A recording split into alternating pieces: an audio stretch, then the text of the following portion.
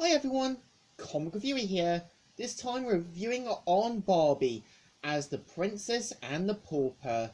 Now, as you know, Barbie as the Princess and the Pauper is a 2004 direct-to-DVD computer animated musical fantasy film that is meant to be the first musical in the Barbie film series, as well as being based on the 1881 novel The Prince and the Pauper by Mark Twain, and was meant to be more of a sort of gender swap version of The Princess and the Pauper. Now, the premise of the film is meant to feature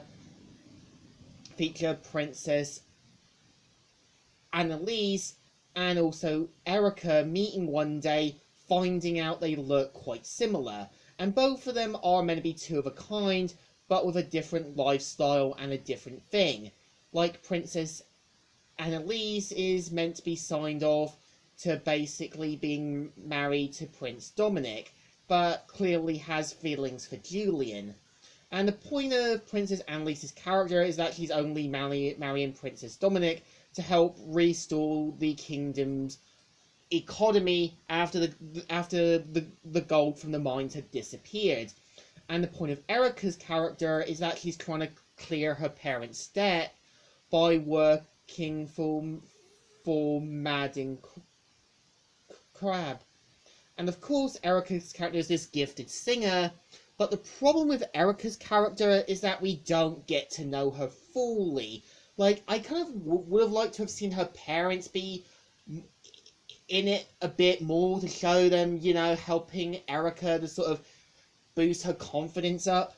And of course, we kind of see how Erica is roped in to sort of pretend to be Princess Annalise after Primiger, who is played by Martin Short, has plans to make it look like he's the hero and kind of like make it look like he's this tough as nails badass. And of course, there's more truths about Primiger than there is. And I would say Primiger's character does kind of work, but he's meant to be this over-the-top, flamboyant playboy. And of course, is meant to be responsible for taking the kingdom's gold from the mines. And of course, he's got two bumbling henchmen. That is one who's the brains and the one who's the dumb one. So of course, it's the typical prince and the pauper fashion, where one character lives the lifestyle, but instead we don't see Princess Elise in Erica's lifestyle completely. And we kind of see Erica in Princess Annalise's lifestyle to the max. And I think at times, the story could have been kept more true to what the book was. And of course, when you've sort of got something adapted from Prince of the Pauper, it can work. Like BoJack Horseman, Pokemon, Popeye and Son, also like Phineas and Ferb, and also Mickey Mouse and the Prince and the Pauper. Each character who swapped their roles around got to see what their lifestyle was like, and the potential consequences of what it could lead to. And I would say some of the songs aren't too bad. And I think my personal favourite one has to be How Can I Refuse? And I think Martin Short really gives the performance well. He tries to sound like they're saying, this plan is going to work, I'm not going to refuse this. And I think he does play the flamboyant role to the max quite perfectly. And I know that it's surprising how this film is considered to be one of the greatest films in the franchise.